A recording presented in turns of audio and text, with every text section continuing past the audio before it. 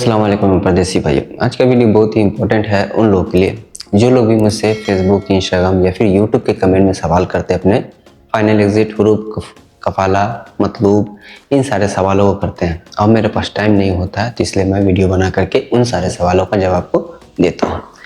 तो आप लोगों से रिक्वेस्ट है कि जो लोग भी इस तरह का सवाल करते हैं, इस वीडियो को फुल वॉच करें। आपके हर एक प्रॉब्लम का सवाल का जवाब इसमें छिपा हुआ होगा। चलिए वीडियो को करते हैं स्टार्ट। पर वीडियो को स्टार्ट करने से छोटी सी रिक्वेस्ट है, अगर आपने चैनल पहली बार है तो प्लीज़ चैनल को सब्सक्राइब कर लें और एक लाइक दे करके वीडियो को शेयर कर दें। चलिए वीडियो करते हैं स्टार्ट। यहाँ पे एक मेरे भाई का सवाल है, भाई मुझे 20 दिन हुआ है, इकामा नहीं बना है, कंपनी से भाग आया हूँ, मैं घर कैसे जाऊँ बताओ भाई, मेरी अम्मी परेशान है इंडिया में। देखिए, सबसे पहला गलती है कि अगर आप लोग प्रोविजन पीरियड में है तो कफील कंपनी के पास से भागो ही मत, ठीक है। अब भाग गए, प्रोविजन पीरियड में हो, ऑलरेडी आपका 90 डेज है। 90 डेज के प्रोविजन पीरियड में आपका एग्जिट कहीं से भी इशू नहीं होगा सिवाय आपके कफील कंपनी, आपके स्पॉन्सर के, ठीक है। हाँ, वो अलग चीज़ है कि अगर आपका इकामा नहीं बना है, आपका वीज़ा वैलिड है, तो फिर आपको जो है कुछ इधर उधर से, बाकी आप लोग समझदार है। हाँ, ये हो सकता है कि अगर आप चाहें तो 90 डेज़ का जब आपका वीज़ा एक्सपायर हो जाए, आपका कोई भी मतलब वीज़ा एक्सपायर है, इकामा नहीं इशू हुआ है या एक्सपायर है वो भी, तो उस कंडीशन में आप डिपोर्ट हो सकते हैं, ठीक है। तो आप डिपोर्ट हो जाएं, सबसे बेहतर वही होगा फिर आपके लिए, ठीक है। बाकी चलिए देखते हैं दूसरा कमेंट को। यहाँ पे एक मेरे भाई का सवाल है, भाई मुझ पे कंपनी ने केस किया है, 7,000 रियाल मांग रहा है। देखिए, केस किया है और 7,000 रियाल मांग रहा है, दो अलग अलग चीज़ है। केस किया अलग है और 7,000 रियाल मांग रहा है अलग है। यानी कि वो पर्सनली आपसे पैसा मांग रहा है। केस किया यानी कि कोर्ट्स में किया। लेकिन अगर कोर्ट में फैसला हो गया है कि 7,000 रियाल आपको देना है तो फिर आपको देना पड़ेगा। अगर फैसला नहीं हुआ, कंपनी डायरेक्ट मांग रहा है, तो उस सूरत में आप जाए मकतब जाके आप भी एक छोटा सा कंप्लेन करें कि भाई कंपनी ने मेरे ऊपर केस किया है झूठा, और साथ ही साथ जो है मुझसे 7,000 रियाल का डिमांड भी कर रहा है। तो उस चीज़ को लेकर के वहाँ पे कंप्लेन करें कि भाई मेरी कंपनी ने डिमांड किया है 7,000 रियाल का। तो वहाँ पे जो फैसला होगा फिर उस बेस पे आपका काम चलेगा कि हाँ, पैसा देगा नहीं देगा, कौन देगा, ये सब चल, ठीक। चलिए देखते हैं दूसरा कमेंट। यहाँ पे एक मेरे भाई का सवाल है, भाई मेरा सफ़र बंद है, मेरे ऊपर फ्रॉड किया है कफील ने, फाइन है बहुत, घर जाने का तरीका बता दो प्लीज़।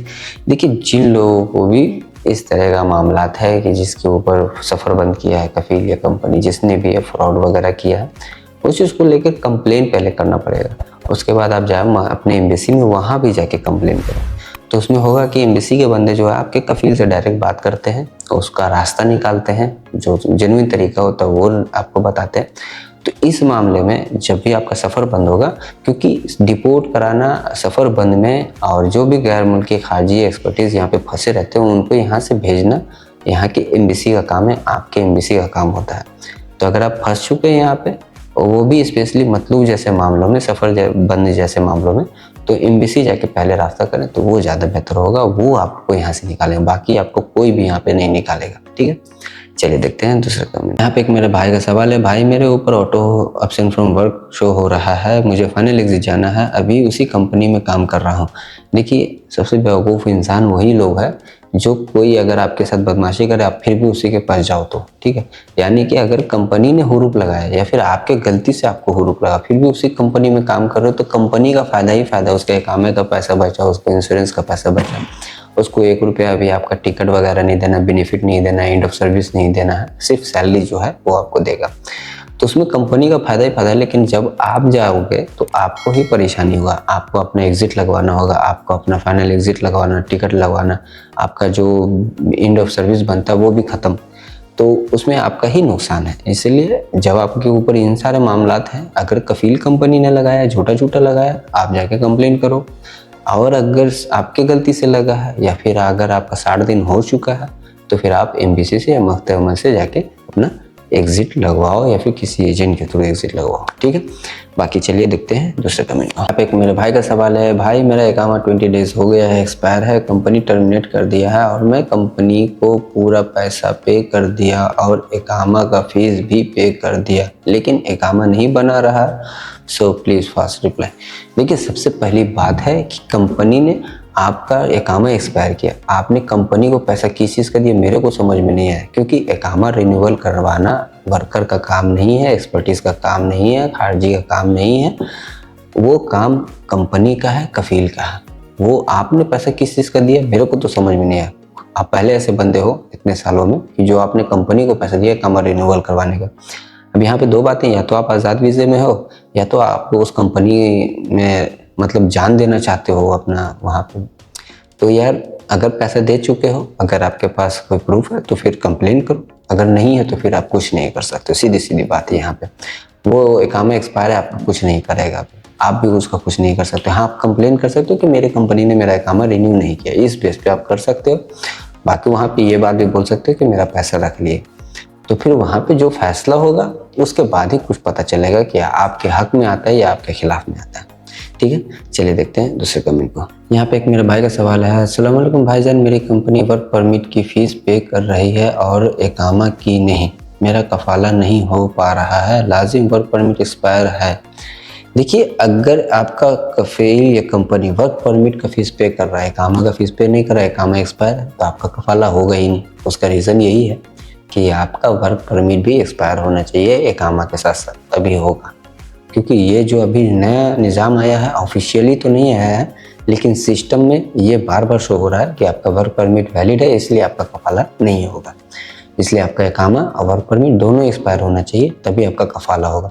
हाँ, अगर बार बार कंपनी आपका वर्क परमिट का फ़ीस पे कर रही है, इकामा का फ़ीस पे नहीं कर रही, तो आप उसके लिए कंप्लेन करो जाके मकतब अमल में कि भाई मेरा इकामा एक्सपायर है, मैं कफाला लेना चाहता हूँ, लेकिन कंपनी मेरा इकामा रिन्यू नहीं कर रही है और वर्क परमिट बार बार मेरा रिन्यू कर दे रही है, जिस वजह से मेरा कफाला नहीं हो रहा।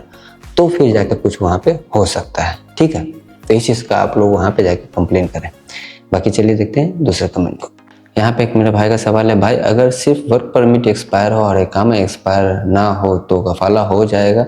नहीं, उसका रीज़न ये है कि वर्क परमिट अगर आपका एक्सपायर है और अगर आपका इकामा वैलिड है, तो जब आप ट्रांसफ़र के लिए रिक्वेस्ट मंगाएंगे तो रिक्वेस्ट तो आ जाएगा, आप भी एक्सेप्ट कर लोगे, लेकिन आपका इकामा वैलिड है, जिस वजह से आपका सेकेंड अप्रूवल के लिए आपके करेंट कंपनी के पास जाएगा, और जब वो करेंट कंपनी अप्रूव करेगा तब जाके कहीं आपका कफाला होगा। ठीक है, तो ये अभी जो सिस्टम चल रहा है ये दोनों वर्कर के और कफील के बीच में, तो ये थोड़ा सा पेचीदा है कि जिनका इकामा एक्सपायर है और वर्क परमिट वैलिड है तो ट्रांसफ़र नहीं हो रहा, लेकिन अगर वर्क परमिट एक्सपायर है, इकामा वैलिड है, तो फिर अप्रूवल चाहिए। यानी ले दे के कहीं से भी वर्कर ही यहाँ पे फंस रहा है इस चीज़ में।